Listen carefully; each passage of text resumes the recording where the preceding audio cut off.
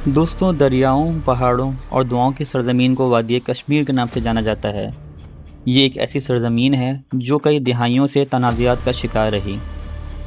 दोस्तों, अप्रैल 2025 में ये वादी पुरसुकून नज़र आ रही थी, लेकिन पहलगाम के वाक़ये ने इससे वो सुकून समझे छीन ही लिया। अचानक इंसानियत सोज़ हमले में 26 मासूम जानें चली गईं और चंद घंटों के अंदर ही उँगलियां सरहद पार से पाकिस्तान की तरफ उठना शुरू हो गईं। दोस्तों, न्यू दिल्ली में ये फैसला कर लिया गया था कि भारतीय रहनुमा अब मुज़ाकरात नहीं चाहते हैं बल्कि बदला चाहते हैं। इंडियन जनरल्स अपने वॉर रूम्स में बैठकर पाकिस्तान के अंदर गहराई में अहदाफ को निशाना बनाने का प्लान तैयार कर रहे थे और इस मिशन को उन्होंने ऑपरेशन सिंदूर का नाम दिया।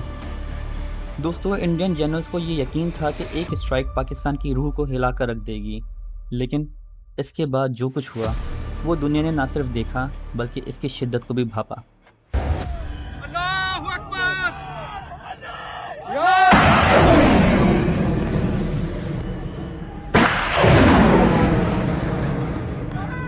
7 मई की रात जब पाकिस्तान के बेशतर लोग सो रहे थे, तकरीबन 1:05 पर हिंदुस्तानी लड़ाका तैयारों ने सरहद पार की। बहावलपुर से सियालकोट, शेखुपुरा से लीपा वादी तक तकरीबन 9 मुकामात पर मिसाइलों और बमों से बुज़दिलाना हमले किए गए। दोस्तों, तकरीबन 25 मिनट तक ये बुज़दिलाना कार्रवाई जारी रही। धमाकों की आवाज़ से तकरीबन पूरा पाकिस्तान लरज़ उठा, लेकिन दुनिया ख्वाब खरगोश के मज़े लेती रही और भारत में ये ऐलान किया जाने लगा कि पाकिस्तान में मुतअद्दिद टेररिस्ट कैंप्स को तबाह कर दिया गया है और यहाँ तक कि उनकी टीवी स्क्रीन्स पर जीत का ऐलान किया जाने लगा और ये बताया जाने लगा कि पाकिस्तान में दहशतगर्दों के कई कैंप्स को तबाह कर दिया गया है। ये शायद सुर्खियाँ तकरीबन उनकी स्क्रीन्स की रात भर जीनत बनी रहीं, लेकिन हकीकत इससे बहुत मुख्तलिफ थी। चंद मिनटों के अंदर ही पाकिस्तान का दिफाई निज़ाम एक्टिव हो गया। रडार्स ने हमलों का पता लगा लिया।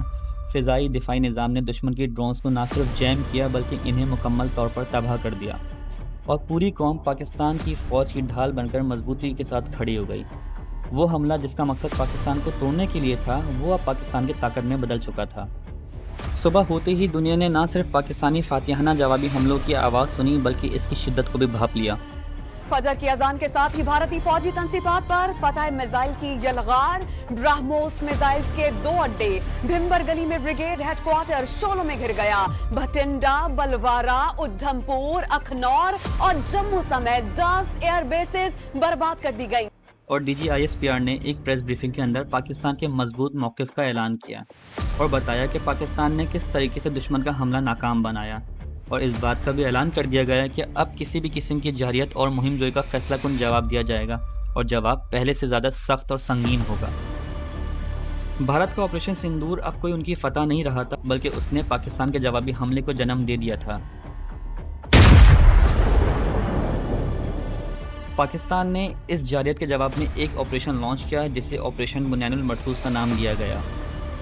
भारत के जंगी जुनून के इलाज के लिए अफवाज पाकिस्तान का ऑपरेशन बुनियानुल मरसूस। दोस्तों, ड्रोन्स ने आसमानों पर उड़ान भरी, लाइन ऑफ कंट्रोल पर तोपें गरजी और सरहद पार दुश्मन की चौकियों को खाक में तब्दील कर दिया गया। हर हमला पाकिस्तान का ये वाज़ा पैगाम दे रहा था कि पाकिस्तान कभी झुकेगा नहीं।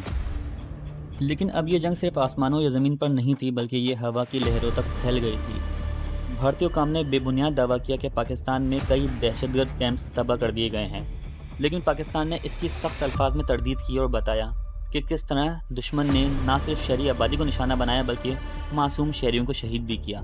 सच्चाई और प्रोपेगेंडे में टकराव शुरू हो चुका था, लेकिन एक हकीकत जो नाकाबिले तरदीद थी वो ये कि पाकिस्तान जारियत के खिलाफ डट कर खड़ा हो चुका था। 4 दिन तक दोनों तरफ से शदीद फायरिंग और सख्त अल्फाज का तबादला होता रहा, लेकिन दुनिया एक बड़ी जंग का खदशा भाप चुकी थी और बिल आखिर फिर 10 मई को बैनुल अक़वामी दबाव में आकर बंदूकें खामोश हुईं। जंग बंदी का ऐलान कर दिया गया। भारत ने कामयाबी का बेबुनियाद दावा किया, लेकिन पाकिस्तान में जीत की तारीख बिल्कुल मुख्तलिफ थी।